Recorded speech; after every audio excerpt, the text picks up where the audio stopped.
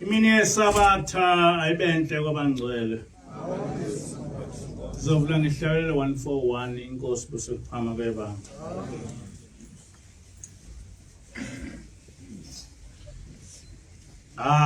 Bangazazi lezi zindaba anibatshelanga angani ari abangazazi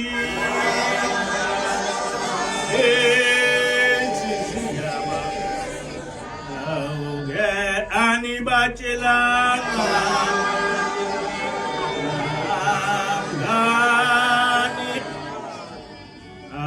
babethanda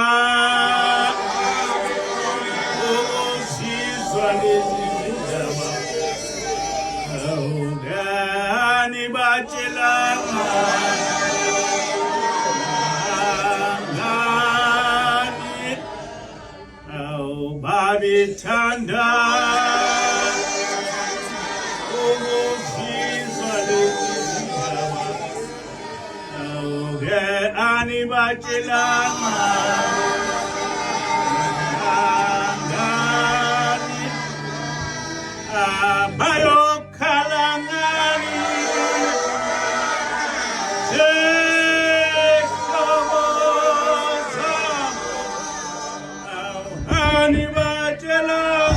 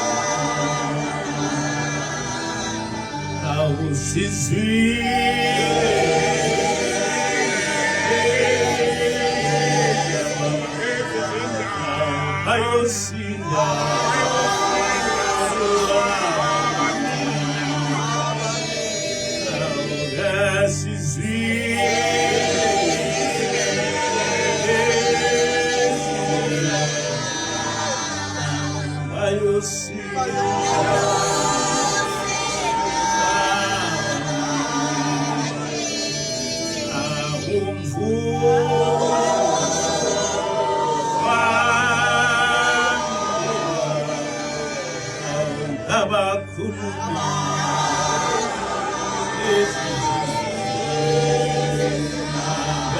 umvuzo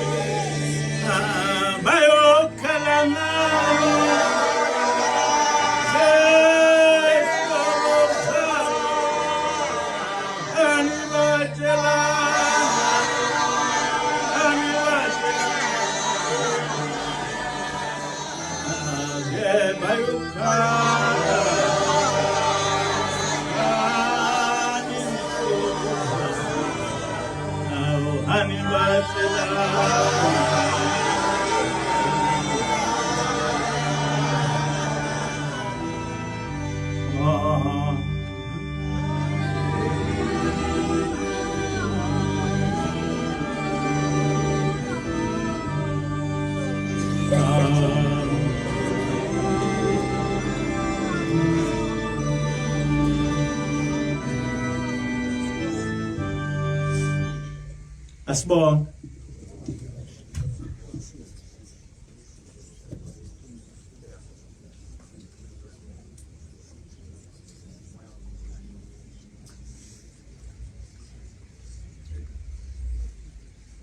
Amen.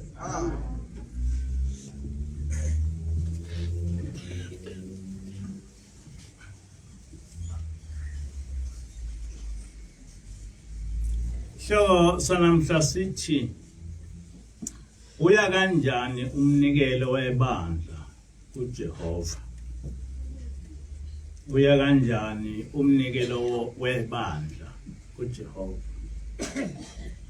Ngizofunda incwadi kaGenesis 4 verse 2 kuya ku6. Genesis 4 verse 2 kuya ku6. Kwathi ngokuhamba kwezinsuku uKayini waletha kuJehova umnikelo wesithelo zomhlabathi. uAbel naye waletha amazibulo imfuyo yakhe. Wanikela ngezithombo ngezitho zayo ezinonileyo. uJehova wamnaka uAbel nomnikelo wakhe, kodwa uKayini nomnikelo wakhe wakushaya indiva. uKayini wathukuthela wagana unwabu, wahwaqabala ebusweni. uJehova wambuza uKayini wathi, uthukutheleleni na? Bunyukubaleleni ubuso bakho? Uma wenza okuhle, awuzukwemukela okuhle yini na? Uma ungenzi kahle, isono sisemnyango siyakunyonyobela. sifuna wena kodwa wena sinqobe amen le ndaba esifundayo indaba eyenzeka endulo uAbel noKain kwakungamadodana kaAdam noEva lokho kuchaza ukuthi le ndaba indaba endala kakhulu kodwa uma sifunda lapha ukuthi laba abantwana banikela kuJehova ngenkathi benikela uKayini waye engumlimi wanikela ngokudla kodwa uAbel wayengumfuyi wanikela ngezinkomo noma ngamathole anonile izinto esifunda lapha ukuthi okokuqala umthetho wokunikela waba umthetho wokuqala ingakababikho yonke imithetho uNkulunkulu ayesinikeze yona kodwa wawukhona umthetho ukuthi abantu abanikele uNkulunkulu umthetho lo wokuqala okwesibili ukunikela umuntu wayenikela ngonakho ngoba uAbel wanikela ngamathole ngoba waye efuyile uKayini wanikela ngokudla noma ngesithelo ngoba wabe engumlimi ngamanye amazwi lowo nalowo wanikela ngalokho onakho okunye esikufundayo lapha ukuthi uNkulunkulu akayemukeli yonke iminikelo kuyenzeka ukuthi unikele uNkulunkulu engawemukeli umnikelo wakho lapha sifunda ukuthi uKayini umnikelo wakhe uNkulunkulu akayemukelanga wawushaya indiva kodwa umnikelo kaAbel uNkulunkulu wawemukela okunye esikufundayo lapha ukuthi laba abantwana babehlala naye uNkulunkulu bembona ngoba uma babengahlali naye uKayini wabona kanjani ukuthi uNkulunkulu akawemukeli umnikelo wakhe ngoba waze wathukuthela wahwaqabala waphatheka kabi ngoba ebona ukuthi uNkulunkulu akawemukelanga umnikelo wakhe lokho kuchaza ukuthi ngenkathi babenikela uNkulunkulu bembona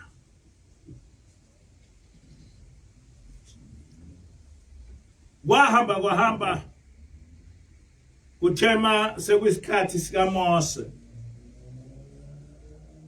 umnikelo futhi waba into ebalekile kuNkulunkulu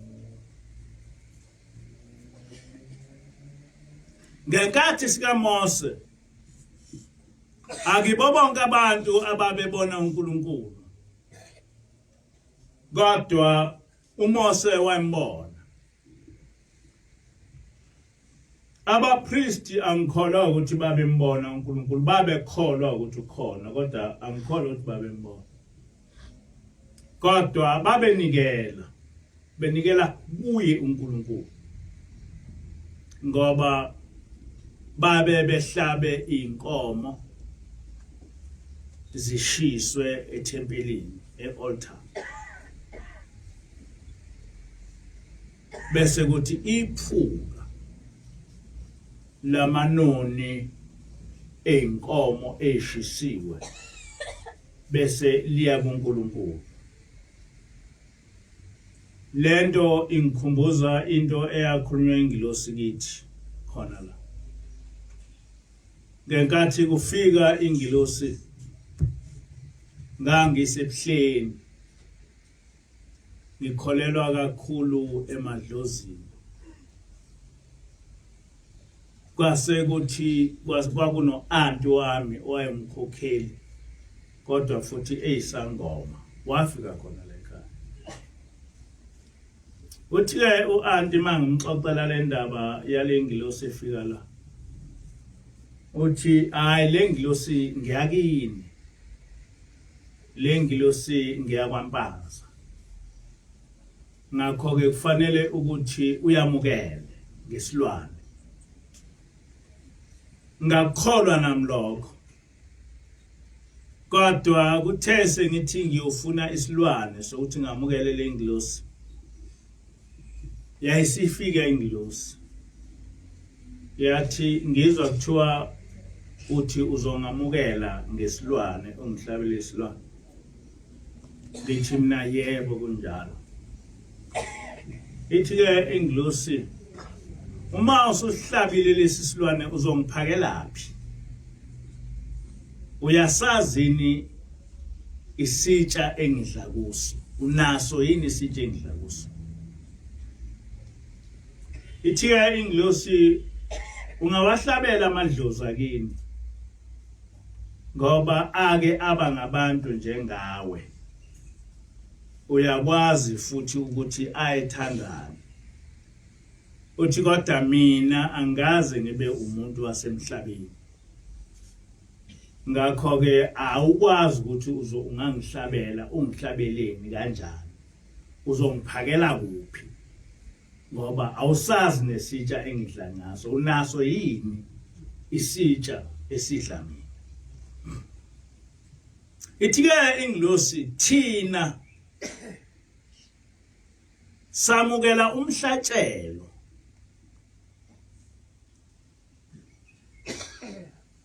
wephunga lamanoni asuke ehlatshelwe uNkulunkulu. Uyena oyaye esifunze noma esiphe ukudla ngoba singabantwana bakhe. Asikudli ukudla komuntu.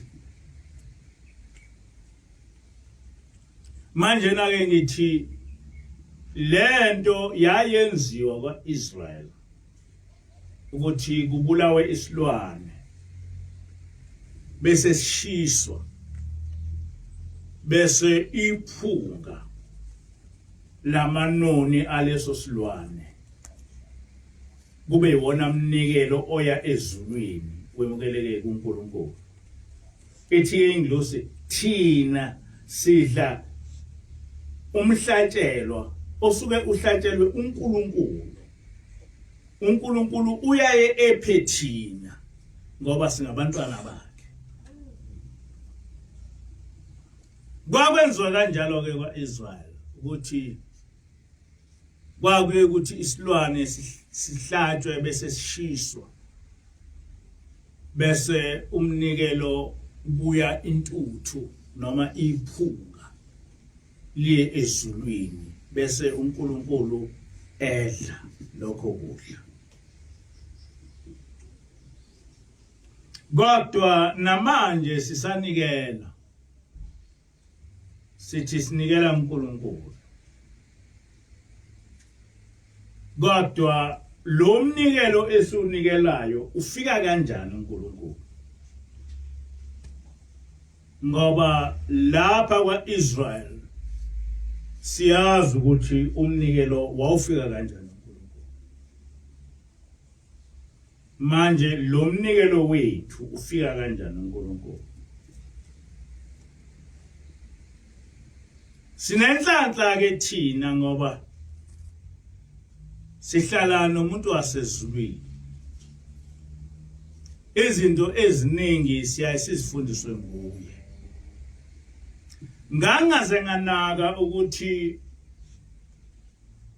ngokweBhayibheli noma ngakwa Israel uma ukhipha umnikelo wesilwane sase sithi mase sibulewe bese sishiso bese kuhamba iphunga laso liya kuNkulunkulu. Ngakutshelwa ingilosi lokho, kodwa hayi ngalolu suku singitshela nje lokho. Yasitshela mhla isithi asingabe sisahlaba, yathi ngoba uma nihlaba nisuke ningahlabeli yena uNkulunkulu, ngoba le nkomo enihlabayo idliwa yini. Ithi awukwazi ukwenza umnikelo ngento futhi ezobuye idliwe uwe. Ithi ke asikho isidingo sokuthi nihlabe ngoba lo mnikelo lona eniuhlabayo ubuye udliwe yini. So umnikelo kuNkulunkulu kanjani? Yayisisiyekisa ke ukuthi masinikela sifune inkomo bese sihlaba, ngoba vele uma sasiba nenkomo inkomo yempepho sasijabula ngoba sizokudla inyama. Kodwa sithena umnikelo kaNkulunkulu, kodwa uzodliwa yithi. Yayisifundisa ke ingilosi kabanzi ngendaba yokuthi umnikelo uya kanjani kuNkulunkulu. Ngiyafisa ke ukuthi ngiyikhulume lento, kodwa akuyona into ewumbono wami, into eyimfundiso esifundiswe ingilosi. Oqala ithi ingilosi asikho isidingo sokuthi ninikele ngezilwane noma ngokudla noma ngani, ngoba laba ababenikela ngamathole nalo owayenikelwa ngesithelo babenikela ngezinto abanazo. Ithi namuhla yinye into bonke abantu abanayo imali. Iyona nto manjena njengamanjena bonke abantu abanayo. Ithi okwesibili lezi zinto okwakunikelwa ngazo abanye abantu babengenazo, ngoba akibo bonke abantu ababenganikela ngeinkomo, akibo bonke abantu ababenganikela ngeimbuzi. Kodwa noma imuphi umuntu uyakwazi ukunikela ngemali, ngoba imali iya ngokuthi unani, ingakanani, unikela ngalokho onakho. Manje na ke imali wonke umuntu unayo. Into yokuqala lesifundisiwe yikho nje lapha singadinge inkukhu, singadinge imbuzi, singadinge inkomo ukunikela ngaso. Kwathiwa asinikele ngemali, ngoba imali iyona wonke umuntu onayo. Yathi awukho umthetho ukuthi uma wenza umhlatshelo noma umnikelo ufanele uwenze ngembuzi noma uwenze ngenkomo, kodwa kufanele uwenze ngaleyo nto onayo. Manje na ke ngenye into esifike sayikhanyiselwa ingilosi yasinikeza sona lesi example sokuthi uKhayini waye enikela ngesithelo ngoba wayenesithelo. uAbel wayenikela ngamathole ngoba wayefuyile. Abantwana bakwa-Israel babenikela ngeinkomo nangezimbuzi ngoba babefuyile kakhulu. Kodwa namhlanje asakwazi ukuba sinikele ngeinkomo nezimbuzi ngoba ayisekho leyo mfuyo. Noma ikhona ibiza kakhulu. Akakho umuntu wonke ongaba nayo imali yokulokuzwa imfuyo yonke. Yathi kodwa imali sonke sinayo. And okwesibili imali is easily convertible. Uma unganginikeza imbuzi namhlanje ngizoyenzana imbuzi ngaphandle ukuthi ngidle. Uma ngazi ukuyidla mhlawumbe zokusasa izobe ifile. Noma intshontshiwe nje kalula. Kodwa uma unginikeza imali kungathi kushona ngibe ngihambile ngawuthenga ibhluku emangenalo ibhluku. Ngihambile ngawufuna ukudla uma ngingenakho ukudla. Imali is so easily convertible ngokuthi uma unemali ukwazi ukwenza noma yini. Kodwa uma unesilwane awukwazi ukwenza noma yini ngesikhathi esifunwa uwe. Ithi-ke manje ithi-ke inglosi kusukela manje senizonikela ngemali.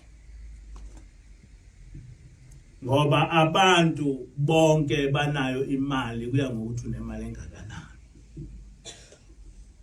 Okwesibili nani uma ngabe imali ifika kini niyakwazi ukuyiconverta. Uyabona nje uma ngabe kwakusese ebuhleni uma ungipha izipho uzongipha ibhlukwe kanti mhlamba amabhlukwe nginawo. Ongiphe ingubo zokulala ngicine ngasazi ukuthi ingubo zokulala ngizoyishonisa. Ngoba uma usunenqwaba ingubo zokulala uzozenzana. Uma usunenqwaba yamasudu njengoba ngihlalele ekhaya njena ngiphuma mhlawumbe after 2 months ngizoyenzana amanqwaba amasudu. Azogcina njena umhlobiso nje egcwele iwardrobe. Ngicine newardrobe engasenayo. Egcwele amasudu engoze ngife engazange ngawafaka. Egcwele amashethi engoze ngife engazange ngawafaka. Yathi-ke inglosi noma ngabe izipho azibe ngemali. Ngoba uma unginikeza isipho ngokunginikeza imali imina engizocabanga ukuthi ngale mali onginikeza ngayo yini engenayo. Ngiyakwazi imali ukuthi uma unginikeza imali ngibone nomuntu ohluphekile ngithi nansi imali. Noma ngihambe ngiyomthengela nami ngifuna isibusiso ngimthengele irice ngimthengele impuphu. So imali is convertible to everybody. Yathi-ke inglosi asinikele ngemali. That is the teaching inglosi efike ya-introduce lapha. Okufanele ukuthi kusukela manje nakuya phambili lapha sesiyonikela ngemali. Amen. Kodwa awuphendulekile lo mbuzo ukuthi umnikelo uya kanjani kuNkulunkulu? Umnikelo uya kanjani kuNkulunkulu? Njengoba sinikela njena lo mnikelo esinawo siusa kanjani kuNkulunkulu? Angikholwa ukuthi ukhona umuntu ongakwazi ukuphendula lo mbuzo. Ngisho abantu abathi bangabaprofeti ngeke bechaze ukuthi umnikelo uya kanjani kuNkulunkulu kulesikhathi samanje. Kodwa thina siyakwazi lokho ngoba sakufundiswa ingilosi evele ezulwini. Amen. Ukuthi umnikelo ukuze kuNkulunkulu uhamba kanjani. Lapha umnikelo wehlukene izigaba eziningi. Mhlawumbe niyanibone ukuthi la uma unikela umnikelo wezicelo ukhishwa enye imbenke. Kodwa uma unikela umnikelo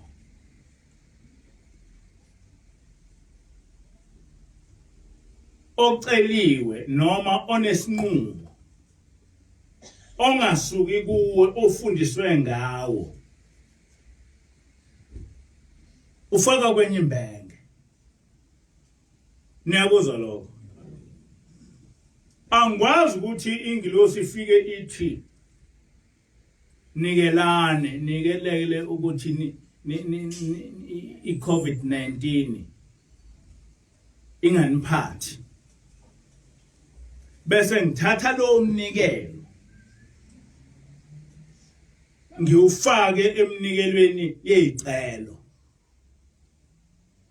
Lo mnikelo yonke iminikelo okusuke kusho ingilosi noma okusuke kuumnikelo nje owaziwayo njengomnikelo wempepho nomnikelo 111 onamagama awo osuka esontweni asiuhlanganisi thina nomnikelo wezicelo. And kula kuphela la esenza lokho. Uma ungaya kwamanye amabandla amaNazaretha wonke umnikelo uhlanganiswa ndawonye.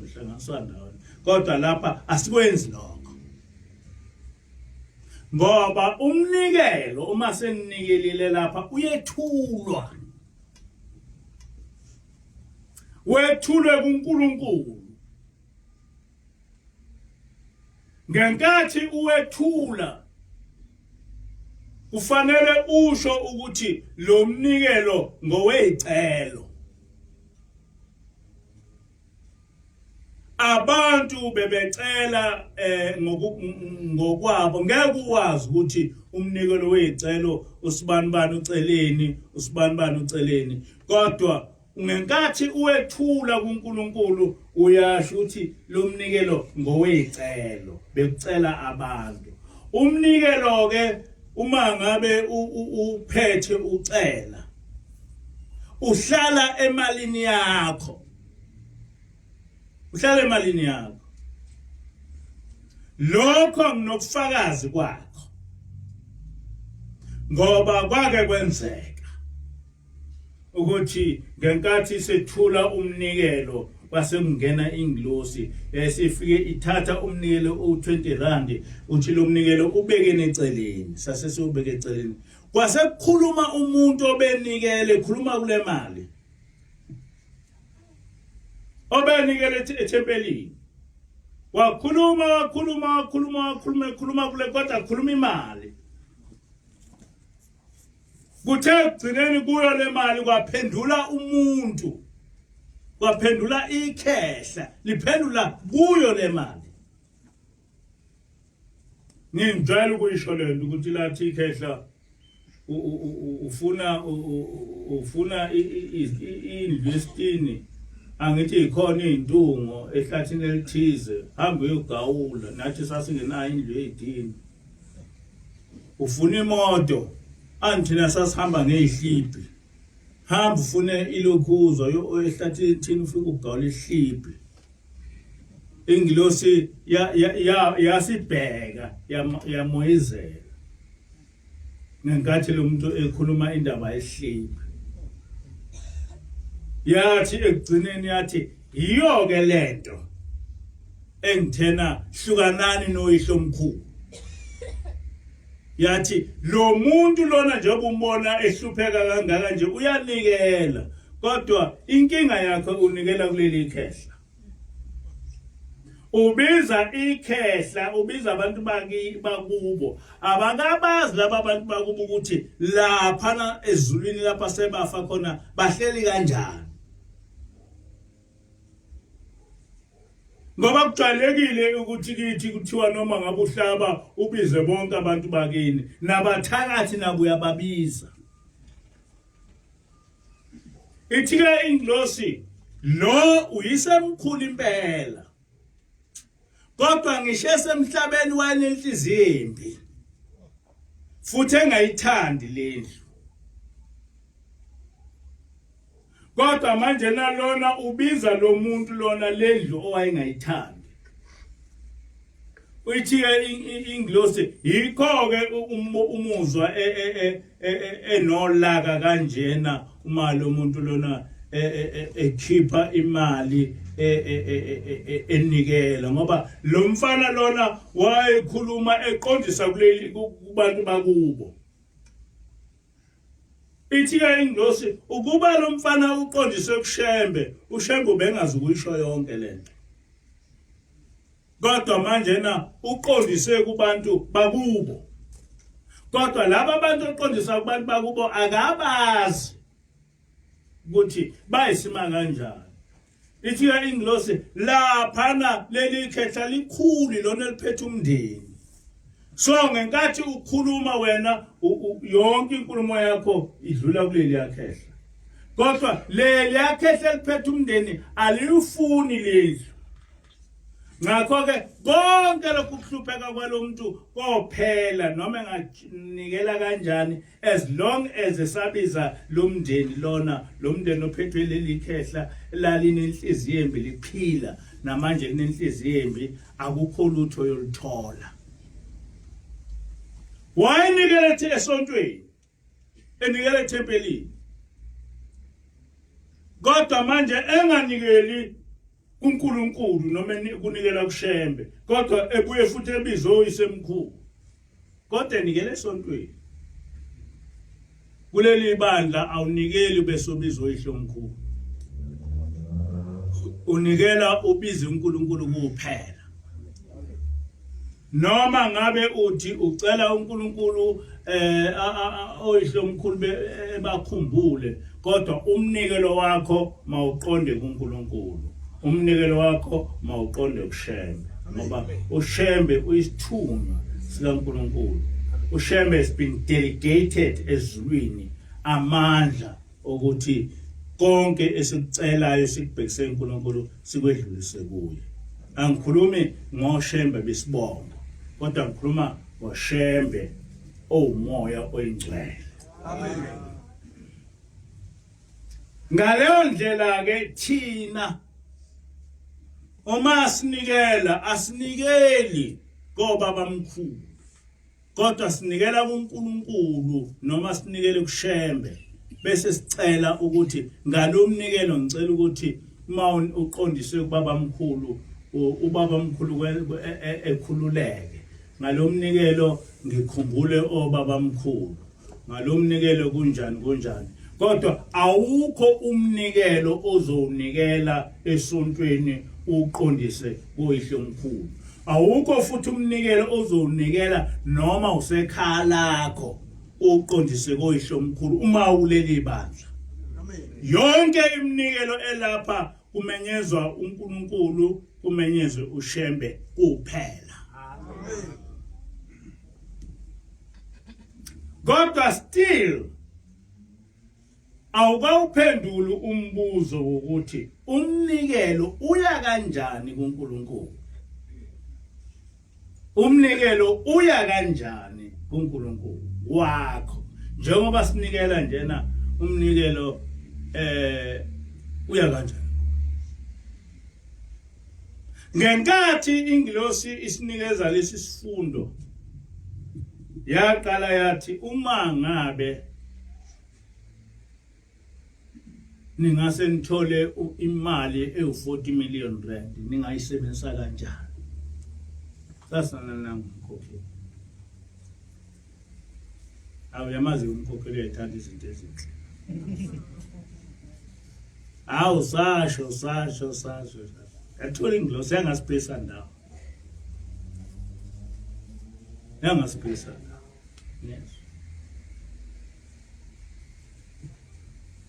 Yayisithi ngiyanizwa kodwa kuyo yonke lento enikhulumayo ayithintene noNkulunkulu. Ithi ingilosi uNkulunkulu uyahlupheka kakhulu. Nina ngicabanga ukuthi uNkulunkulu uyabusa kodwa uNkulunkulu uyahlupheka kakhulu. Ithi uhlupheka kanje uNkulunkulu. ithi wonke umuntu onosizi ulibika uNkulunkulu. Uma elubika uNkulunkulu wethembe ukuthi uNkulunkulu uzomsiza. Futhi uNkulunkulu uyafuna ukumsiza. Kodwa akilolonke usizi uNkulunkulu okwaziyo ukuthi elususe kuwe. uNkulunkulu kuyenzeka ukuthi ube nenkinga engakwazi ukuyisusa kuwe kalula. Le ngqondo yokuthi uNkulunkulu wazi ukwenza noma yini akunjalo. Ungafa uNkulunkulu ebengafuni ukuthi ufe. uNkulunkulu engakubeka ethi yenza into enkulu ube umprofeti. Kodwa ekugcineni ungaba umprofeti, ungawenzi lo msebenzi obethe uNkulunkulu wenza. Ejabe. uNkulunkulu kungenzeka ukuthi engakwenzeli engabhekeli utho kuwe, wenze izinto ezinkulu. uNkulunkulu ebese kunika ngendlela osebenze ngayo. Yayisitshela ngalendaba lena yokuthi abantu umuntu nje ekekho njengabantu ukuthi umholi bese vele ethi uyinkosi. Ebese ehlala ehlalweni. Bese abantu bemhalalisela bethi uyinkosi unjani. Ithi ingilosi ubukhosi basezulwini kuyasetshenzela. Noma ngabe uNkulunkulu ekukhombile ukuthi iba umprofeti. Kodwa ukuba umprofeti wakho kuhambelana nokuthi uthema usukhonjiwe. Wawenza yini lo msebenzi okhonjelwe? Ithi njoba ngimi lapha njena ngikhonjwe uNkulunkulu. Kodwa umvuzo wami uhambelana nokuthi lokho engikhonjela ukuthi ngikwenze ngiyakwenza yini. It's not a question ukuthi kufika ingilosi ezakimi yathi hola ibandla, but the question ukuthi ibandla ngilihole kanjani. Ithi ke ingilosi wonke umuntu ngisho ngabe ngabasezulwini ngisho umuntu ehla ezulwini uhola ngendlela osebenze ngayo, hayi ngendlela obekwe ngayo. That is the problem ephethe abantu abaningi. Ukuthi umuntu uyikhukhumeza ngendlela obekwe ngayo, hayi ngendlela osebenze ngayo. Ithi uNkulunkulu kungenzeka ukuthi umuntu engambeki ukuthi ebe mholi, ebekwe ngabantu. Kodwa angeke ajeziswe ngokuthi ubekwe ngabantu. Uyojezisela ukuthi ngenkathi esehola ibandla uliholele kuNkulunkulu yini. Hayi ukuthi uzojeza ukuthi hayi mina ngibekwe uNkulunkulu ngakho ngimkhulu kuwe, wena ubekwe ngabantu noma wena uyibekiwe. Cha, akuhambi kanjalo.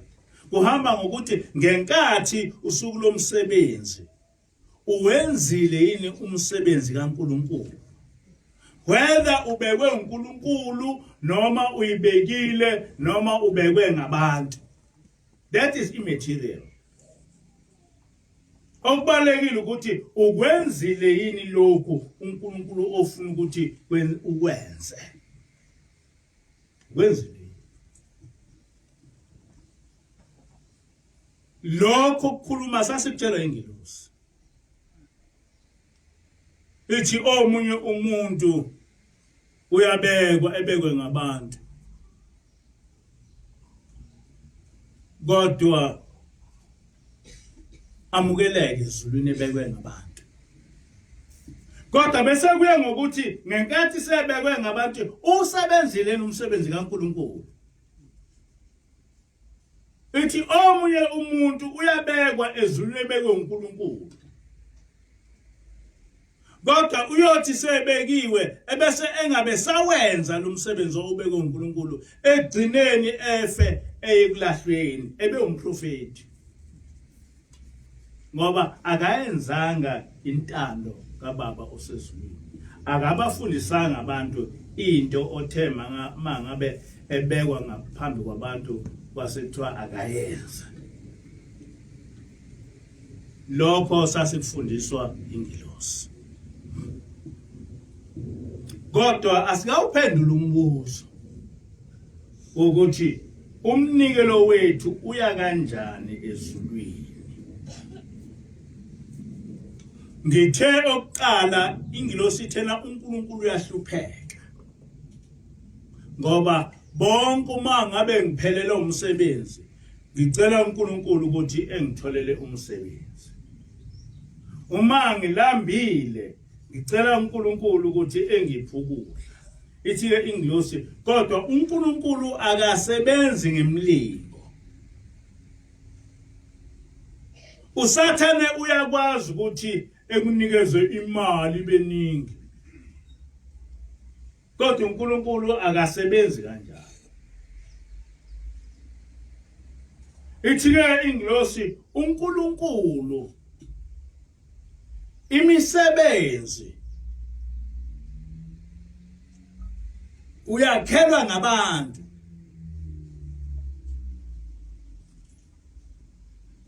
ithi uma ngabe lapha kunemisebenzi ewu20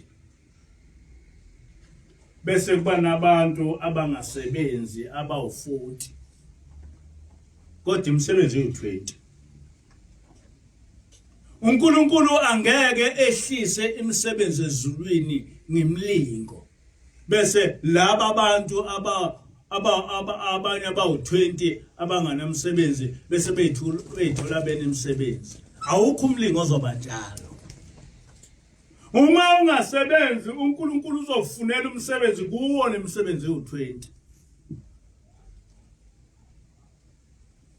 it is either uxosho omunye wakulo ola kule msebenzi ewu20 noma ungena enhlizweni yophethe umsebenzi akho umsebenzi lapho wena ozokwazi ukusebenza khona kodwa awukho umsebenzi ozovela ezulwini owumlingo ozovela uqhamuke bese kutholakala ususebenza uNkulunkulu akasebenzi kanjani sitshela ingilosi uNkulunkulu akasebenzi ithi ke ingilosi ngenkathi nina nakha umsebenzi uNkulunkulu uyajabula ngoba nisuke nina ngokwakha umsebenzi nisiza uNkulunkulu ithi ibandla ufuna uNkulunkulu ukuthi u10% wento onayo uyicontribute ebandleni 10% yento onayo wena lokuthiwa ngokweshumi ucontribute ebandleni uhulumeni ufuna ukuthi u14% wento onayo ukhokhe itax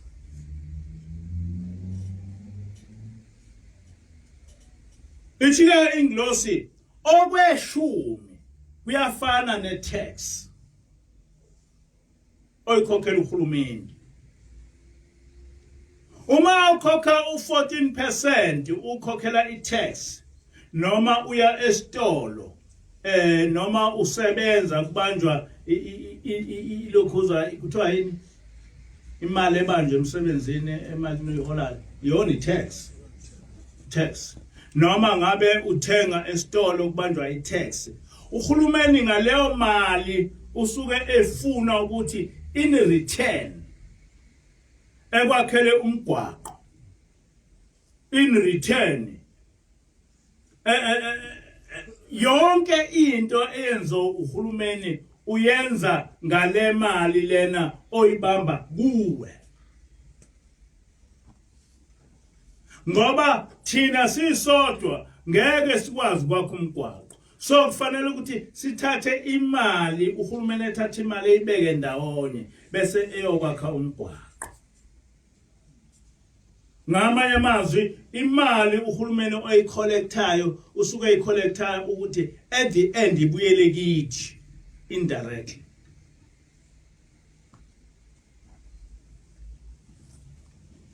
So ngenkathi ukhipha u10% wemali onayo afanele ukuthi mina njengomholi webandla bese leyo mali kuba imali yami. Akufanele noma ngabe ngiyumholi webandla noma ngabe ngilisungulele lo bandla. Ithi ke inglosi ibandla lifana ne-charity organization. Kodwa ibandla lingaphezulu kwe-charity organization ngoba ibandla li-social religious. Ngamanye amazwi lihlanganise ilokho charity yasemhlabeni bese libuye futhi lihlanganisa i-charity yasezulwini yokuthi uhlale kahle ngokwasezulwini. So it's social religious ibandla is an organization ibandla kodwa a social religious. Ithila inglosi ubaba mkhulu ngenkathi enza umthetho sekelo waleli ibandla kwakubhalwe phansi ukuthi iminikelo yaleli ibandla iyokwenzani. Kwakubhala phansi lokho baba mkhulu ukuthi ngeminikelo yaleli ibandla kokwakuthiwa izikole. Ngumnikelo waleli ibandla kosizwa abafelokazi nezintandane. Ngumnikelo waleli ibandla so banesikhwama sokuthi sifundise izingane. Kubhalwe phansi kwakubhalwa ubaba mkhulu. Ngomnikelo waleli ibandla siyothenga umhlaba bese siusebenza. Kubhalwe phansi.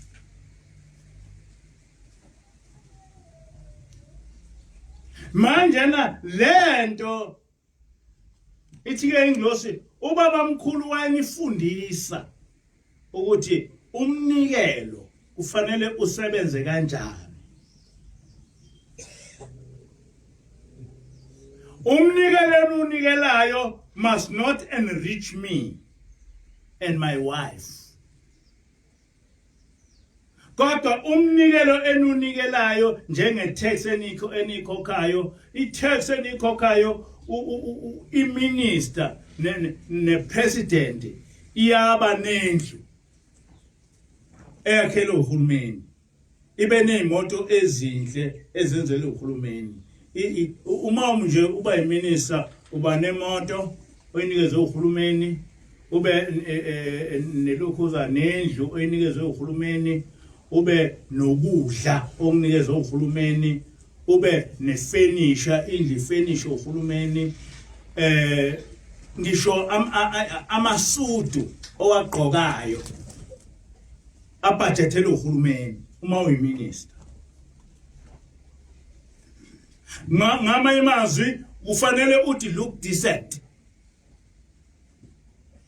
Kodwa uma kule mali oyinikezwe uhulumeni usuthatha eyakhe imali esikwenza wena ukuba ulokhuze ube isigwili usuyantshontsha.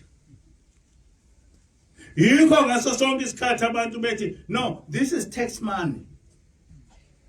So the tax money akwazi ukuthi isebenze kahulumeni bese ithola imali more than imali ezinikezwe uhulumeni. That is theft. That is corruption. The same applies to us as leaders of the church. Angikwazi ukuthi ngibe isigwili ngomsebenzi kaNkulunkulu. Because lapha ngiqashwe uNkulunkulu. Ngisqashwa sikaNkulunkulu. ngifana neminister, ngifana no president. You are there ukuthi ningenze ukuthi ngingabukeki ngihlupheka, but at the same time I cannot come and make as if manje ngcine sengisicebi ngicetshiswe umnikelo wabantu. Just as ngingeke ngivumeleke ukuthi ngibe isicebi ngicetshiswe i-tax yabantu other than leyo mali engiallocate yona ukuthi ngiyithole. Ukuthi ngithola isalary yami ama benefits ngakhelwe indlu nginemoto nginamasudu nginayo yonke into nginama political guards army. Those are the benefits army ofanele ebe khona as a minister, as a president. Nami njengomholi webandla, yes, mangabe ibandla likhulu ngaba nendlu yebandla, ngibe nelukhuza imoto yebandla, ngibe na yonke into yebandla, but it must not go further than that. Bese ngiba mina isigwili ngebandla, ngoba angisisebenzi sebandla, just like the minister kuhulumeni. Mina ngiqashwe uNkulunkulu. Iminisa iqashwe ngabantu. Mina ngiqashwe uNkulunkulu ukuthi ngenze umsebenzi wakhe ngenzele yena, and uyena ozongiholela. Ukuthi mase ngihamba lapha emhlabeni ngofike ngihlale kanjani ezulwini, ngofike ngihlale esandle sika uNkulunkulu sokudla noma sokunene noma ngolahlwa kuphi, ko depend ukuthi mina kulomsebenzi bengimunikiwe ngisebenze kanjani. Ngisebenze kanjani. Ithi ke inglosi umnikelo depending ukuthi ibandla likhulu kangakanani must not enrich umholi webandla. Umholi webandla must always know ukuthi uyisisebenzi sikaNkulunkulu. Kufanele ebe nalezo zinto kuphela edinga umuntu okuyiba ukuthi ehlale kahle engahlupheki, ngingalambi nikhona, ngikwazi ukuthi mangoshumayela ngibe na imoto, ngikwazi ukuthi ngenze njani, ngikwazi ukuthi mangigula ngibe ne medical aid. Those things ezisidingo. Kodwa angikwazi ukuthi ngithi ngoba nginezigidi zabantu bese ngiba imillionaire ngomnikelo webandla. Umnikelo webandla ufanele ukuthi usebenze ukuthuthukisa ibandla. Ngomnikelo webandla ufanele ukuthi ngakhe izindlu zesonto. Ngomnikelo webandla ufanele ukuthi ngithuthukise yonke ube there ukuthi uthuthukise isonto, hayi ukuthi uenrich mina personally. Because uma so enrich mina personally okusho ukuthi angiphathele uNkulunkulu. Lento manje ingeyami, angiphathele uNkulunkulu. But as umholi webandla, I'm accountable kulo muntu olokhuza ongithumile. Yathi inglosi njengoba umholi nje waleli bandla, ngiyakuvala ukuthi umholi waleli bandla ebe nemizi eminingi. Yathi uyothenga imoto, athi khona imoto lena eyindlu. Imoto home mina ngangayazi, ngangazi caravan, ngangazi ukuthi khona into okuthiwa imoto home. Imoto home ngayifundiswa uNkosazana. Wathi imoto home iwona muzi wakho. Uyathi angifuni ukuthi uma uhamba uye endaweni abantu balapho bese belokhu betatazela bekwakhela indlu bekufunela amalokhuza ama bedrooms aphambili, ufike uhlale lapha izinsuku ezimbili uhambe leyo nto ibole ungazi ukuthi yini. Yathi indlu eyohlale unayo imoto home.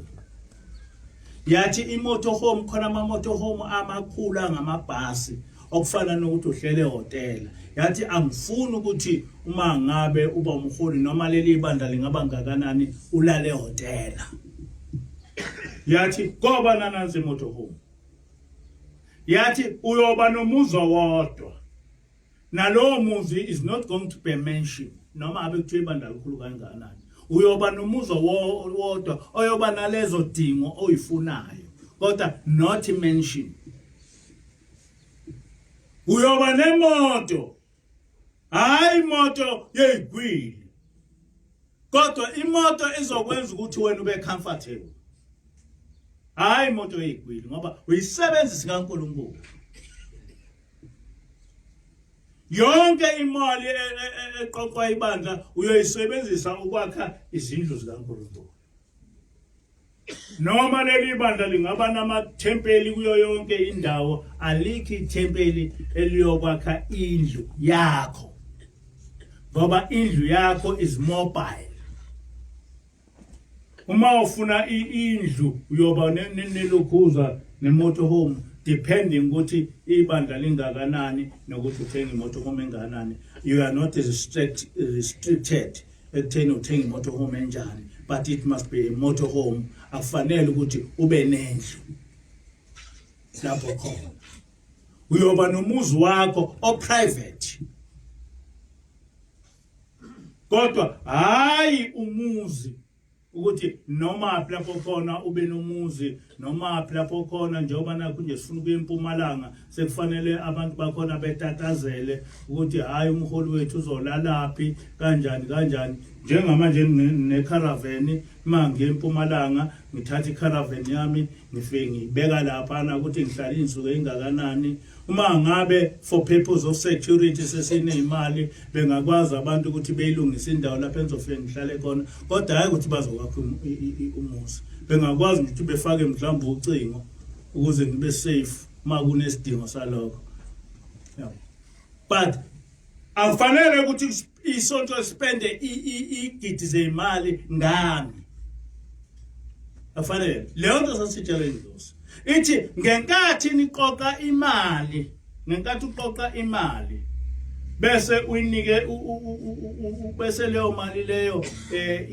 yakha izikole leyo mali leyo ithenga amaplazi leyo mali leyo ilokhuza yakha amabhasari usiza uNkulunkulu ngoba lezo kole zizofunda abantu lawo mabhasari azofunda abantu lawo maplaza azofunda abantu uthi ke yenzani izinto ezokwenza ukuthi abantu bethole umsebenzi ukuze belekelele uNkulunkulu ngoba uma belambile bakhala kuNkulunkulu ithi iyona ndlela ke leyo lomnikelo lona wesonto ofika kuye kuNkulunkulu iwona ndlela leyo ukuthi uma ukhipha okweshumi kufika kanjani uNkulunkulu kodwa uma ngabe ngizoba umholi webandla bese ngifuna igidi zemali ngibe yilokho I'm corrupt uhulumeni ngifana nomuntu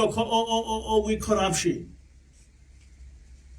lapha ezulwini ngicorrupting necala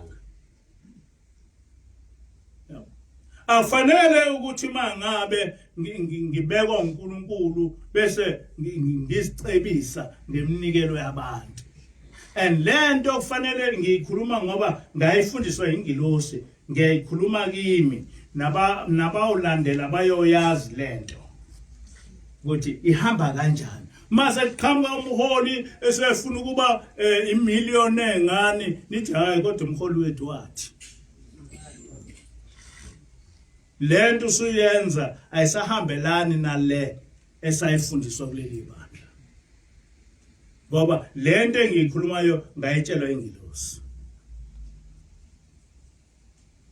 ukunikela ithi ingilosi okweshumi kubaleke kabi ayikho into kuNkulunkulu edlula umnikelo ayikho ngoba umnikelo uma uwele ezandleni ezicorrect usiza abantu abaningi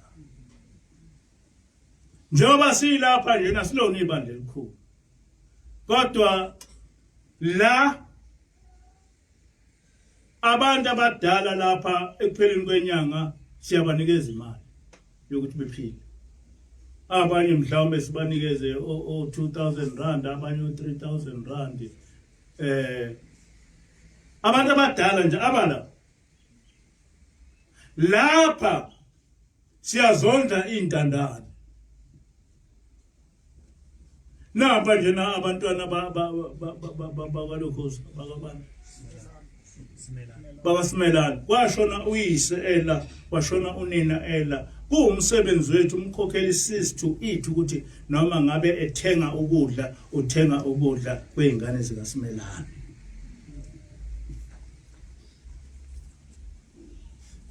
Namakhehla namanezalukazi siyakwazi ukuthi emnikelweni esinawo sikhiphe sinikeze izingane zakaSimelane amakhehla esinawo. Esibona lo muntu ngeke sasebenza, lo muntu lona uzolala engadlile. Kuwumsebenzi hayi ukuthi it's just siyakhanda. Sifundisiwe ukuthi sikwenze lokho. Because leli bandla is a charity organization. Kuleli bandla kukhona izingane zakwaShembe ezondliwe leli bandla.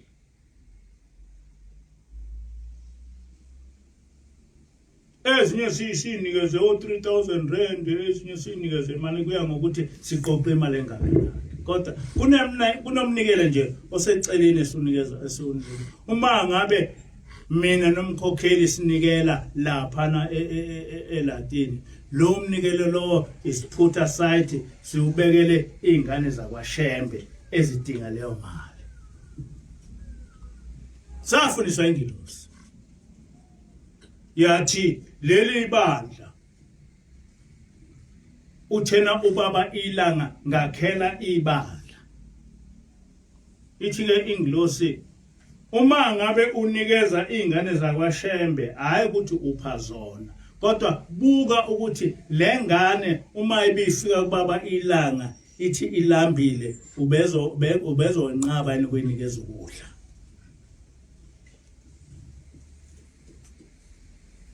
Ithi ngoba nobaba ilanga wakwaphila la emhlabeni unabo abantwana.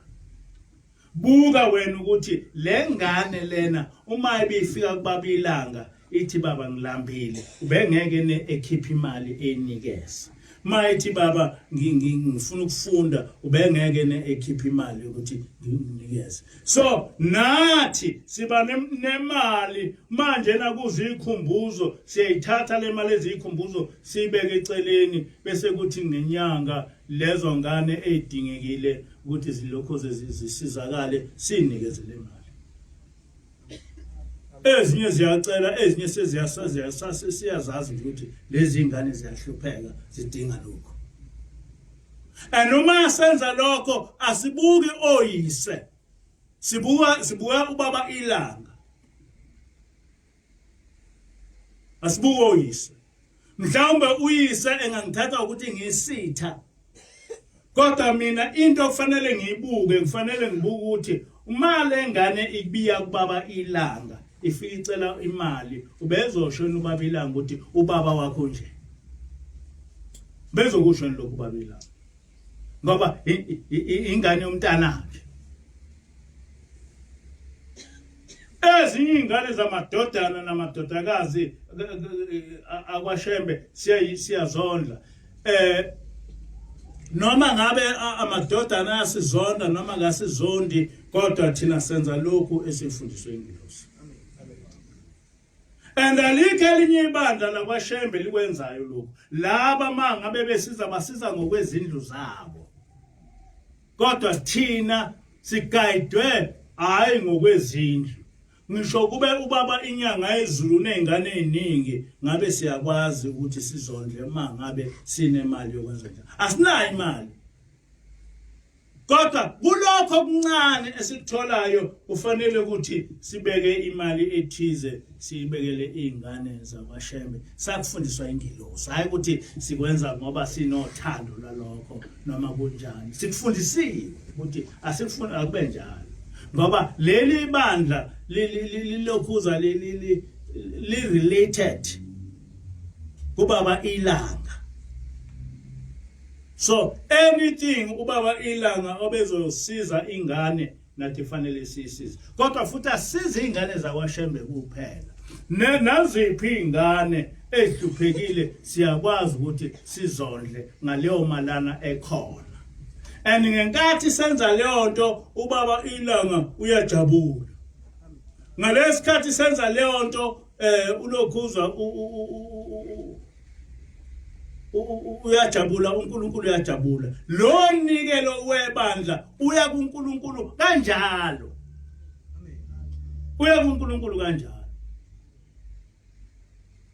Ngoba konke sikwenzayo sikwenza sikuxhumanise noShembe, sikuxhumanise noNkulunkulu. Bonke laba abantu esibasizayo sibasiza ngoNkulunkulu. And ayikho into eyisibusiso nenhlanhla ngokuthi ujwayele ukunikela. Ngeke ngibone nangumkhokheli. Umkhokheli uyanikela ngempela. Makufika umuntu njena ethi uhluphekile, umkhokheli akaye eLatini ngaphethe imali enkulu. Mayibona usizo lomuntu libalikhulu akumhluphi umkhokheli ukuthi ekhiphe 200 rand ehambe efike enikele kubaba ukuthi ngicela lo muntu ephile. And lokho saqala leli bandla asikaze sicele uNkulunkulu ukuthi umuntu ephile engaphili. Asikaze. Ngaphandle kwaloko uNkulunkulu usuke senqomile ukuthi behambe anababaningi. Kodwa nje in generally asicela uNkulunkulu esijabhisa. Asicela uNkulunkulu esijabhisa. Kodwa nje into engiyaziyo umkhokheli nje in particular ngisho ngabe kusebusuku ngo12 thina ke silala nango2. Nango12 nje ungashaya ucingo ukuthi usuku sihlalele singakazi nokuthi kobe sekulela. Ungamangali nje manje ngikushayela ucingo ebusuku ngoba ngisuke sengikhohliwe. Ngamna ngicabanga ukuthi kusemini. Ngoba thina silali before 12. Indaba u12 suke sisicabanga ukuthi kobe sekufanele silale. Kodwa silala nje ngo1 ngo2. And thina masilala asilokhuza siucisha ugesi. Mina siyicisha iselfone. Ngiyabona abanye ngibashayela becisha iselfone ibajabula. Mina ngicisha iselfone, umkhokheli ayicisha iselfone. Ngoba kungashaya noma imuphi umuntu noma isiphi isikhathi ethi uyagoqa. Kufanele ethi uyagoqa, ethi uvelelwe yini. Kufanele ngisuke manje ngigijime ngiyobika. Ngoba ngisisebenzi sikaNkulunkulu. Nkosi